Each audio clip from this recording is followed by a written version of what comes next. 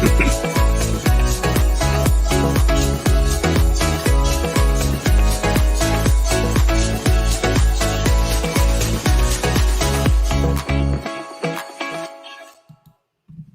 everyone. I'm Dan Goodstein, and welcome to the Digital Leaders Show. This week, we're talking about hype in AI, deepfakes, COVID billionaires, war technology, and other headlines from last week's DEI Weekly, our curated selection of content for global digital leaders. It goes out to Digital Enterprise Institute members each week, and you can sign up at DEInetwork.com. The Digital Leaders Show is live each Wednesday at noon Eastern, 9 Pacific, 6 Central European Time. We're on YouTube, LinkedIn, Twitter, and the recording is available on major podcast platforms the following week. Our goal is to really discuss key issues and news at the intersection of business, technology, and the humanities in hopes of making you a better digital leader as we all transform into digital enterprises in a digital society. I head up IRPA AI. It's the Institute for Robotic Process Automation and Artificial Intelligence, as well as the Digital Enterprise Institute. We're a professional association and peer-to-peer research network providing education, networking, and advice to over 130,000 executive members worldwide, all around automation, AI, and digital transformation. My co-host is Carlos Alvarenga. He's our Chief Research Officer for Digital Enterprise Institute, an author, an educator at the Robert H. Smith School of Business at the University of Maryland and Georgetown University. Carlos, how are you, my friend? Dan, good to see you again. So, we have I think we have planned a guest for next week, which I want to talk to you about a little bit towards the end. But today we're going through these headlines, and we're starting to see a bit of a theme coming out around, a lot of things around content and Web3 and biases and things. But the one that is really becoming front and center, I think, is around AI and how do we implement it? How do we avoid bias? And this week there was an article about the medical field, and this piece kind of came out and said, it's maybe not as accurate as we think it is. And it was reminiscent of a conversation we had, last couple of weeks about, are things like self-driving cars as effective as they are? So what is your sense of, the reality versus the hype? My sense, Dan, is like so many other things, right? The hype outpaces the reality. And some of the things that AI is being asked to do are really just inherently fantastically difficult, right? We take it for granted, perhaps, that they're not, but they are. To drive a car safely, even a mile down a crowded city street, is quite an accomplishment. To read an MRI, right, a CAT scan, is also quite a remarkable human accomplishment. My wife's a neuroradiologist, and I'm always staggered to see what she does, right? Because to me, what you see are sort of shades of gray on a brain, and yet she can look at it and say, this is okay, this is not okay. It's decades of human training. So I think the idea that somehow you turn a machine that's going to automatically going to do that as well as a human is kind of the hype, but the reality is much different. And I recall one other thing too. IBM had a project that I've written about that was almost concurrent with the ones that got all the press, right? The Jeopardy and the Go championship. And it was called Project Debater. And a similar team was put with similar resources put together at IBM too. And all I had to do was win a debate against a person, right? An expert debater. It lost. And the quote of the project manager at IBM stays in my mind, which is, this just turned out to be a lot harder, right, than winning a game of chess. And for the foreseeable future, persuading someone is going to remain, right, a distinctly human activity. So I think a lot of the things that are sort of claimed are just around the corner, right? The AI will take over. When you look below the surface, it's really far from that. And that's the best case, right? The best case is that, look, it's harmless, but it's just not there yet. The worst case is things like bias and similar problems where people are actually harmed, right? They're put into prison. They're denied jobs or they're denied employment or housing because imperfect technologies are believed to be perfect or close to it. Well, one area that's becoming, I think, of greater and greater concern, where I think AI is not overhyped, is this whole thing with the deep fakes that's going on, right? And they're getting better and better and tougher to kind of identify, and it brings up some really interesting, not only societal issues, but also commercial issues. Wired magazine had this article about the recent Bruce Willis deep fake, but there's a lot of examples of this happening. Dan, this is an issue I've tracked for years. I'm just fascinated by this and a sideline issue, which is what happens after you die, right? With your imagery after you die, and it goes back, for me, the story goes back to a long time ago in a commercial. I think it was for Coke, that was done by Natalie Cole and Nat King Cole, right? And so in the commercial, it's way back, right? Natalie Cole sings, right? Does a duet with her, of course, dead father, right? The commercial took everybody by storm at the time because nobody had ever seen anything like this, never seen someone who was dead seemingly perform, right, a new song. And it led to a lawsuit of family members. And so this began this idea of being able to reanimate, right, and now to create anything on video. And we've now, decades later, reached the point where video is ending its native trustworthy phase, right? I've written about this where, like photography, it ended with Photoshop and similar applications, right? That native trustworthy, and we're entering the same thing with video. The idea that because you watch a video is truthful, we've had that since video was invented, and that age is coming to a close, and it will have a huge ramifications. I think this is one of the biggest transformations headed our way, that's getting the least amount of, I'd say, sort of social discourse with respect to the degree of change that's coming. If you think about just a couple of years ago in the George Floyd video, right? What if on that day there was not one George Floyd video? There were 20. And in one of the versions, right, George Floyd knocks police to the ground, or has a gun. And they all look equally real, right? Yeah. So the outcome of that phenomenon would have been significantly different had we not been able to say, okay, this is the video, right? So within 5 years, it's possible that we will not be able to say that about anything. Yeah, well, so you bring up a couple good points, right? Which is, one is this kind of post-mortem thing, right? There was the story, I think it was maybe a year or so ago, within Star Wars, where the Princess Leia character, the actor passed away, right? And they decided, supposedly with the family's support, to bring her back into the next movie, based on, I think, things that were already shot and maybe some AI. So there's that angle, which is very, very interesting. But there's also more and more. Well, I was gonna mention the privacy thing. We've talked a lot about on this show about censorship and content and how to validate content. It used to be that as text on the web evolved to say, we don't know if this is being generated by a machine or not. Bot farms in Russia with social media accounts and things like that. It was kind of easy for them to post text and images. But the common, rebuttal to that was, well, it's okay because the web is moving to video, and that's going to be tougher and tougher to replicate.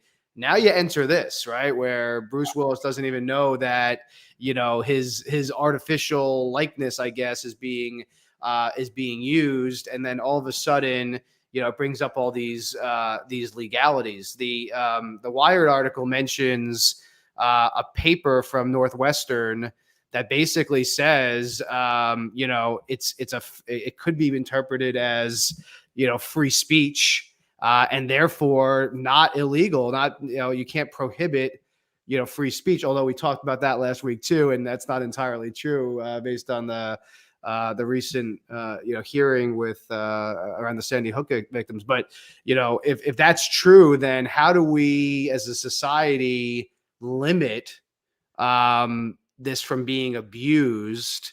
And then the last example before I kind of let you process all that, Carlos, is you have examples in the pornography industry, for example, where people are finding not their likeness, I mean their actual images being transposed and ending up on illicit websites.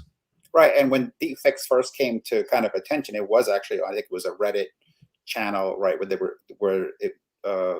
this was exactly the focus of these deepfakes. And I think to this day, something like 80% or so of deepfakes are pornographic, and the great majority of those are pornography featuring images of women. All right, so you're exactly right. And I want to mention one other thing that enters this conversation, right? And I've just finished this very interesting book. It's called, which I recommend, called Duped. And the subtitle is Truth Default Theory and the Social Science of Lying and Deception. And one of the points that the author makes, or the Professor Arthur Levine, is that most human beings exist in a truth default, what he calls truth default state. What does that mean? It means that we are programmed to believe what we see for evolutionary reasons, and because it makes perfect sense, right? We're much better off believing things kind of by default than not believing. So it takes conscious effort to disbelieve. And this is part of the problem, right? Deepfakes are so powerful in part because we approach something for the most part with the idea that what we see and what we read and what we hear is true. And now he makes the point that historically that was a good trade-off. Most people will tell you the truth. It wasn't efficient to be sort of default to disbelief. But maybe that's something that'll change at this point, right? Where you say, look, what you see, you can't believe. What you hear, you can't believe. Audio, video, text. All right. So then what does it mean when this is falsifiable, even to the point of video, but our natural human tendency is to start with something being true when we encounter it?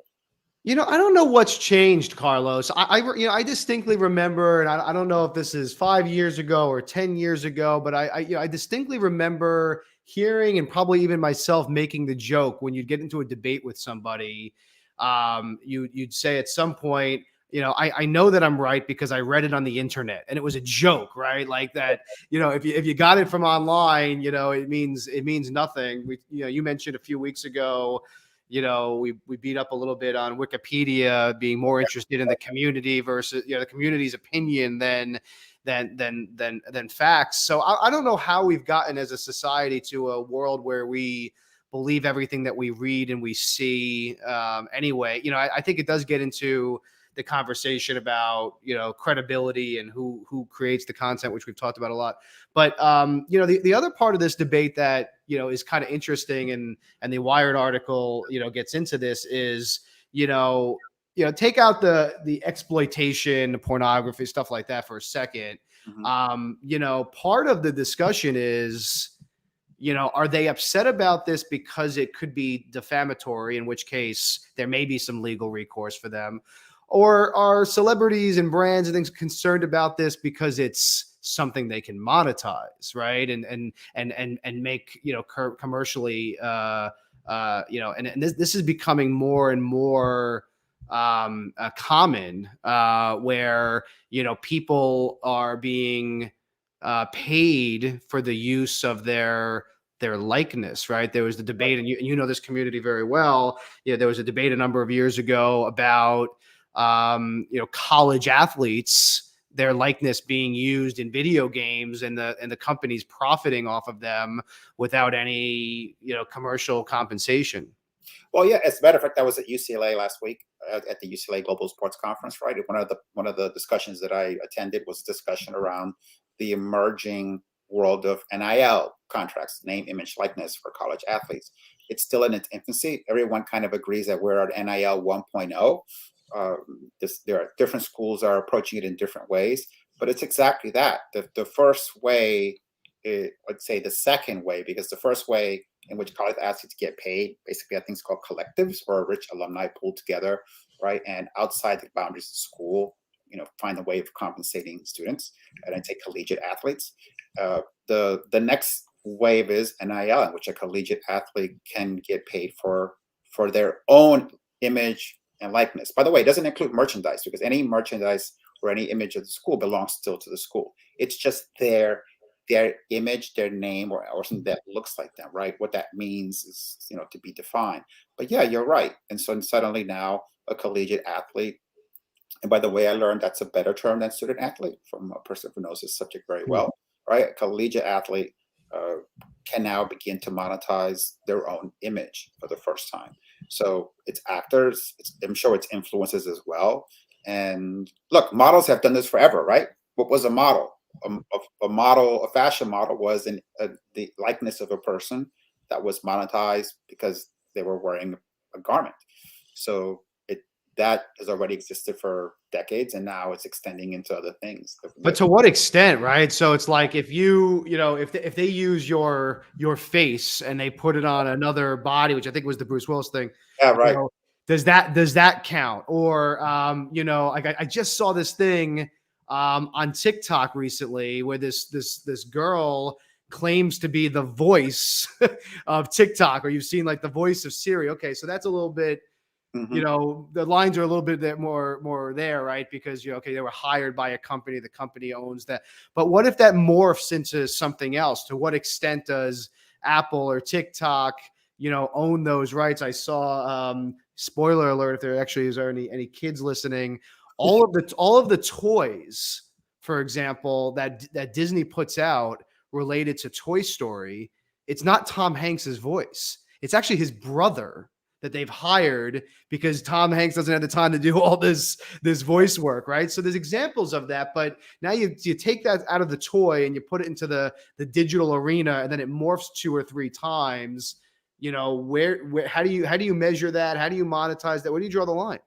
Look, it's a world that's going to keep lawyers busy for a couple decades to come, as they sort out who owns what and what can be owned and what cannot be owned, right? And where do these boundaries live?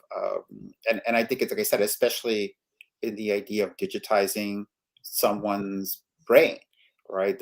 I remember going to a conference one time, and they were talking about, imagine if a company had a great CEO, a kind of Steve Jobs ish sort of, or a Bill Gates persona. And then as the person near retirement, the company could spend $10 million to digitize everything that person knows about the company. It would take 12 months. But at the end of the 12 months, you'd have a box, an Alexa, right? Whatever. And then that Alexa could go to the board meeting. The Alexa could maybe even continue to run the company, right? So then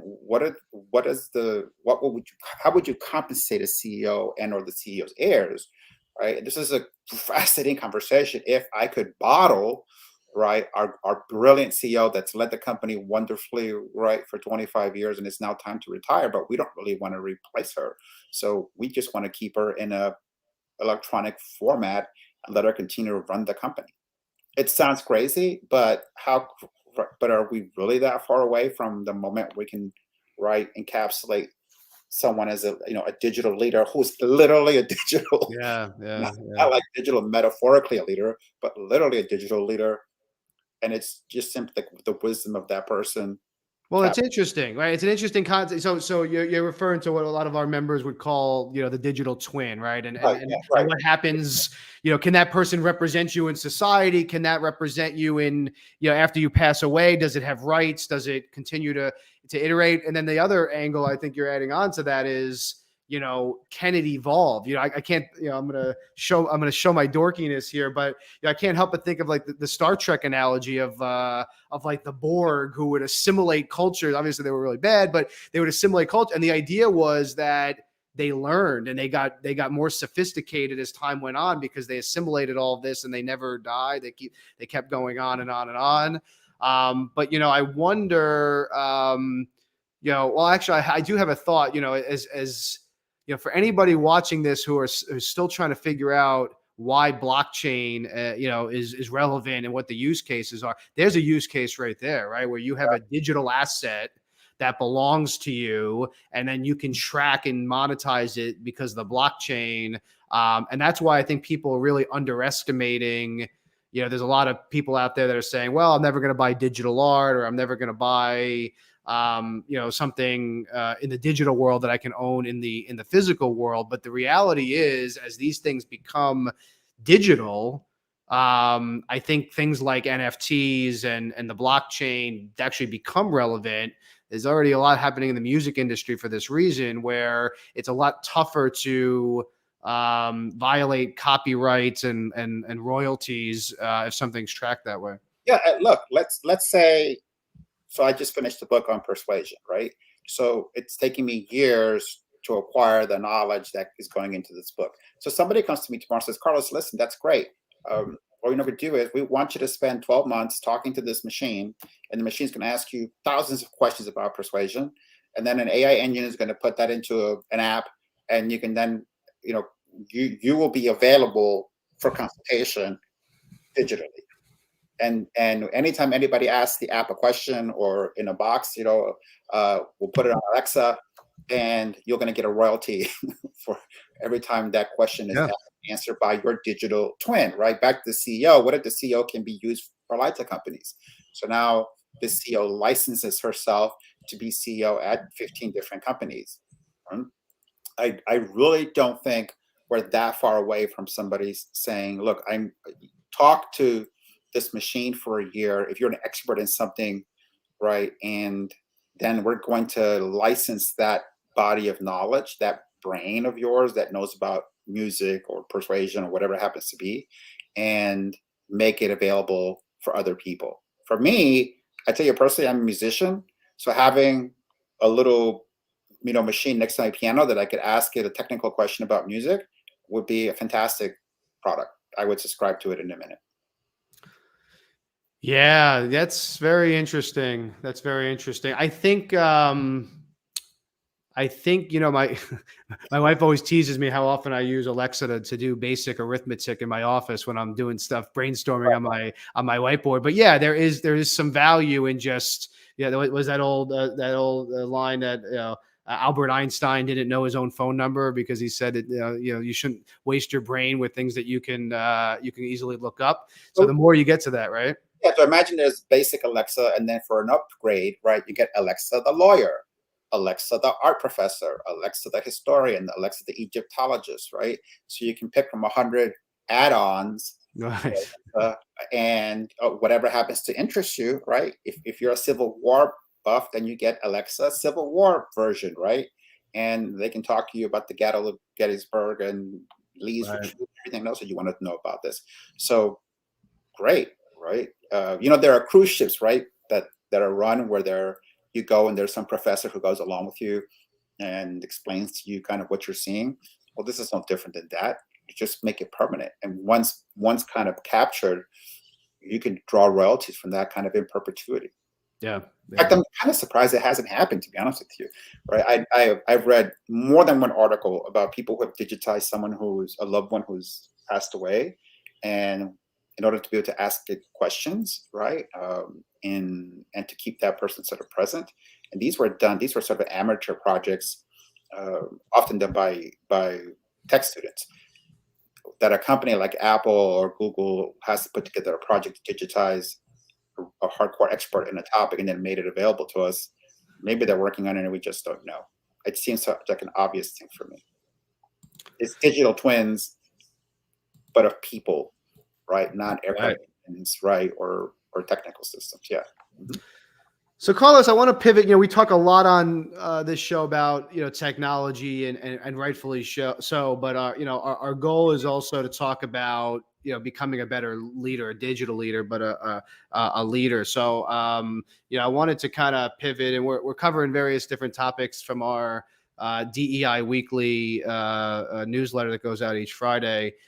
The other one I think that kind of stuck out to you was this idea that was referenced in this Atlantic article that power actually could cause brain damage. Tell us about that research. At least for me, that was the most interesting piece of the week, right? And as we were saying when we went on the air, a lot of us have worked for bosses who we said were quote unquote crazy, right? Or who were I've heard somebody say my boss is deranged. Well, what the article says is that give somebody enough power for enough time, and that can be a physical phenomena, right, the power begins to affect their brain and how they think about things. And the famous Lord Acton quote, absolute power corrupts absolutely. I think this article says, right, give someone isolation, right, authority, and lack of control begins to damage the way the brain works. And I've been watching Succession recently for the first time, and all I keep thinking about Succession as I read this article, because that's a fictional illustration, right, of a CEO who's in a way kind of mad. Um, and I, like I said, I'm not going to analyze the science of the article because I'm not a scientist, but I can say anecdotally that I've met enough very senior leaders who you'd say, if you could be a case study for this article.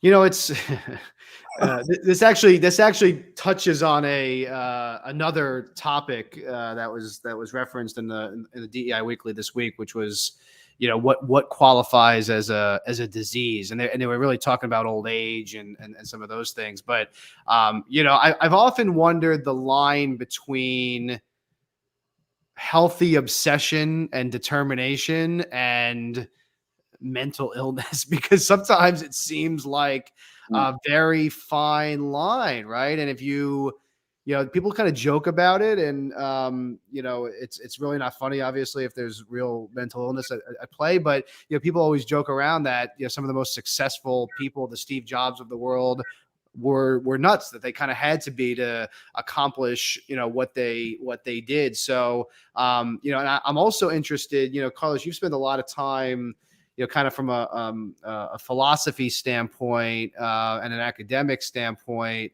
And you and I have had these mostly discussions, some debates about, persuasion and other things like that, where, at what point there's almost seems like a point counterpoint between, some of the tactics that they teach you in business school, or certainly teach you in sales, marketing, negotiation, business management, and more philosophical, mental health, meditation types of techniques. I mean, I was reading a book the other day. It was called The 48 Laws of Power, and it basically in the foreword basically said to ignore all the other crap you've ever been taught about humanities and things, right? So it's a really interesting juxtaposition. But I'm curious as to because I know you've researched this area. Yeah, and I think it's important to note when they say brain damage, what exactly is damage, right? Because they talk about really two things most of all. One is the ability to see, to understand, or to perceive what others are thinking or feeling, right? And the other one is empathy. So you just stop caring. You stop perceiving and you stop caring. You do whatever you got to do, right, to get to the accomplish the goal. Mm-hmm. What comes out of that process is right, when this phenomenon is in play, is someone who little by little loses the ability to understand that others around them are upset, in pain, disturbed, right, stressed, whatever it happens to be. And then they just stop caring about not understanding it, right? So I think that's the interesting thing. And like I said, I've personally seen phenomenon of people who were very senior leaders who were like this, right? People who scream and insult and belittle and berate, right, executives in meeting, and that is the way they manage. And you're right. There has long been in the arts community, right, this sort of myth about how the tortured artist, quote unquote, that you can't create great art unless you really have all kinds of issues going on. It has that tortured artist has seeped into the business community, into the leadership language, right, to your point, right, because of Silicon Valley, and this idea that, hey, in order to build the great startup, there has to be a little bit of that in you. It's not tortured in the sense of the artistic, but being basically a jerk, right? And the end justifies the means. You got to pay your right, dues, right? Those phrases. Right. So then I think the question is, if you're a leader and you say, look, it's just something to consider, right? The higher I go in my career, and this is the point of this article, the higher I go in my career, the more susceptible I become to this phenomenon. The more risk I take, of becoming less empathetic and less caring about people around me. But at what cost, right? I mean, and I wonder, I assume that this is one of the key factors in this, great resignation, quiet quitting, whatever trend, that is out there of people just saying, enough is enough. I've got options or whatever. I don't want to continue doing this, but I think it's taught at a very basic level. I remember being in business school, and it was, and even my first job, I won't mention any names, but where I was asked to fire people, and it was kind of like, man up, do what you got to do. Yeah. Don't take into consideration the feelings of the people, just do it. And sometimes, sometimes that's relevant. You got to do what you got to do, but just the lack of consideration for the fact that these are human beings, and these are livelihoods, and they have feelings and families and things.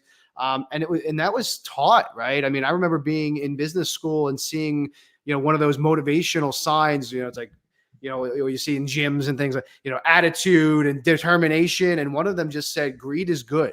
And I remember always looking at that saying, I'm not sure if I get that. Like, it was, trying to be very capitalist, which I am, but again, at what cost? Well, and what cost to the person who takes the action, right? Because we think about the toll it takes on the person who's being fired, for example, but what about the person doing the firing? I had a situation early when I first became a partner in consulting, and we acquired another firm, a small firm, right? And then we decided to lay off. I didn't decide, but right, the senior partner decided to lay off a bunch of people from this firm that we had acquired, and I was given a spreadsheet with a set of people that I had to let go, right? And this is back in the you meet them sort of face to face, and there's a person I'll never forget. He walked in, and he sort of knew he was going to get fired, I suppose, but his severance calculation was off because the idea was that we were going to get some amount for every year that you had worked at this company. Well, guess what? The acquisition deal negated your tenure. So tenure was reset to the day of the acquisition. So this person's thinking, I've got 17 years of tenure. He had about 17 weeks, right? And the look on his face, right? And I could tell what it meant to him and the problems it was gonna create for him is a moment I'll never forget, right? And I remember going to talk to one of my senior partners and sort of telling him the story.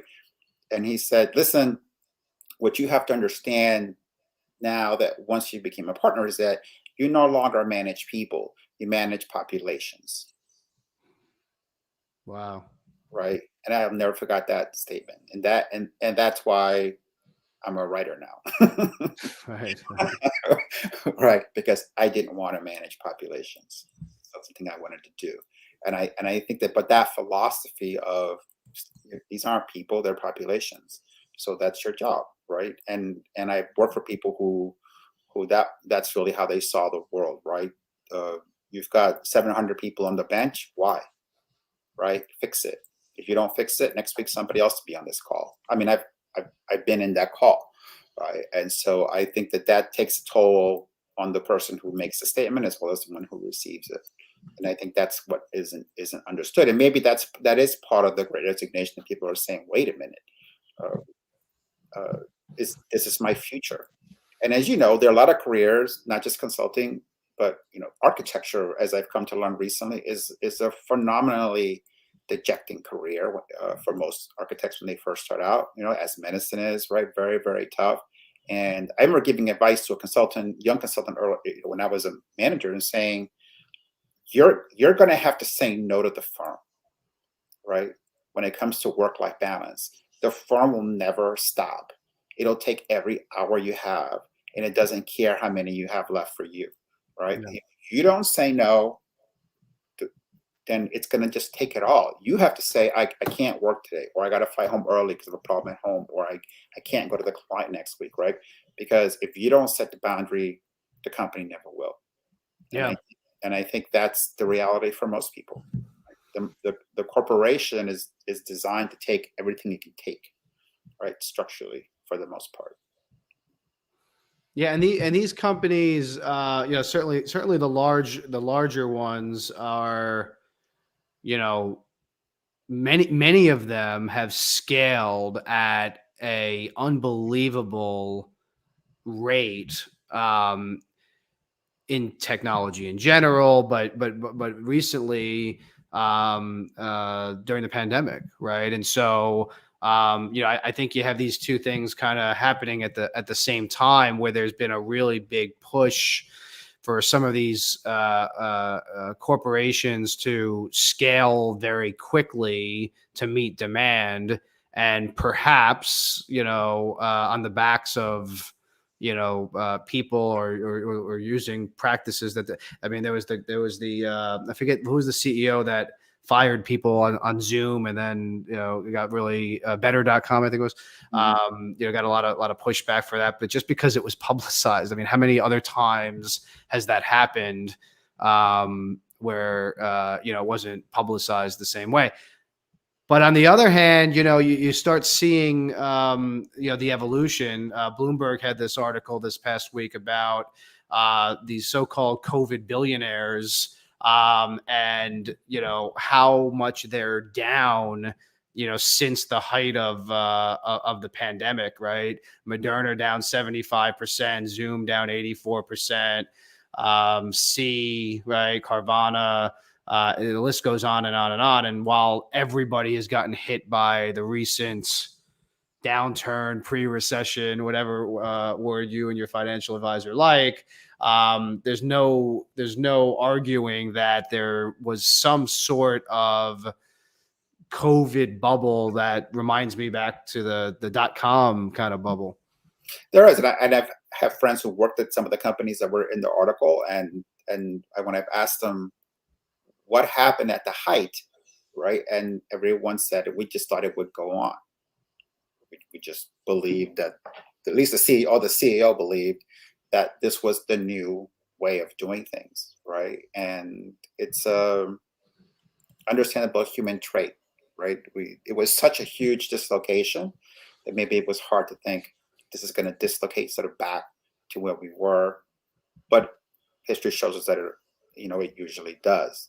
I think back to a consultant I had on my team who, in the first .com bubble, he quit, and I think it was to go to a company called eLightBulb, right, something like that. Where anyway, and so I told my boss, this guy's quitting to go work at a startup, and my boss was a kind of old school GE executive, thought that the guy was crazy, and maybe it was 8 months later, the .com crash, and he came back and wanted a job again. Right. So I called my boss and I said, "Hey, Steve wants to know if you could take him back." And he said, "Well, what happened to eLightBulb or whatever it was?" He said, "Well, I guess it folded, so he's looking for work." And then my boss said, "Well, tell Steve that the old economy is back." Tell us first thing. We'll tell him no, and then the old economy is back and it's pissed off. Right? So I think the same thing here kind of happened with COVID, right? The old economy pre-COVID came back and it wasn't happy, and a lot of people sort of paid the price for that. Well, you see it happen, right? I mean, we even back when we started the Digital Leaders Show back in May, we started off by talking about, the Great Resignation in the workforce. Now you fast forward, and some of these people are coming back, and the employers are saying, "We're not hiring anymore. We figured it out. We're freezing hiring. We're continuing to lay off." So I think it's part of that. There's also an interesting trend that has been written about too, where the whole grass is greener thing didn't really work out, so people bounced around a little bit and then ended up back to their original employer, because all the promises of their new employer weren't really met. But I wonder if you're right. I wonder if, listen, there's definitely been a bubble here, but I do think the reality is that we won't go back to the way things were before. So, it will level out like any bubble, but I wonder how that will affect, companies that are bringing people back. I read this article this week. No, sorry, I think it was a YouTube video from an HR, expert, subject matter expert, he was saying, you better hope it doesn't go back, because then all of a sudden, the common knowledge, or the common, acceptance of, hey, you don't want to have multiple jobs over the course of a 12, 18-month period on your resume because it looks bad. At some point, if that comes back, you're going to be in a lot of trouble, right? And look, the article, I don't know if I'm not mistaken, not one person who was, hurt by COVID it's still a billionaire, right? So it's just a matter of sort of relative degree. You're right. When it isn't, we're not going back. And by the way, I think I've written about this before, that there has never been, as far as I know, a major risk shift, right? Where a risk entered the landscape and left. Hmm. In other words, once climate change became a corporate risk, right? It had stayed corporate risk, right? Counterfeiting, and so, for example, another one, and hacking, right? Once hacking entered the lexicon of IT, it has never left. And so, pandemics would be the first thing that entered the corporate risk lexicon and left, if they leave, which makes you think that they're not leaving. Yeah. So I fully expect pandemic COVID 2.0 to be back within 5 to 10 years. Interesting. It seems to me almost impossible that we're not going to get some other thing. And especially because the origins, the first one, either they're not understood or they're being hit pretty well, right? Which makes you think that it's not anything that couldn't happen again. Yeah. The mechanics, whatever theory you subscribe to, which is human error, or the crossing of boundaries, right, between humans and wildlife, and other climate change seems to play a factness as well. All those things are still there and only getting worse. So in the meantime, as a leader, right, I think the need to evolve from the traditional management model and say, how do I manage in a flexible world, becomes paramount. And final thought here is this, we use this word sort of resilient, right? And people think of resilience as you knock it down and it comes back up. If I'm not mistaken, resilience is actually a word from biology and doesn't mean that. It means an organism that can exist in different states, right?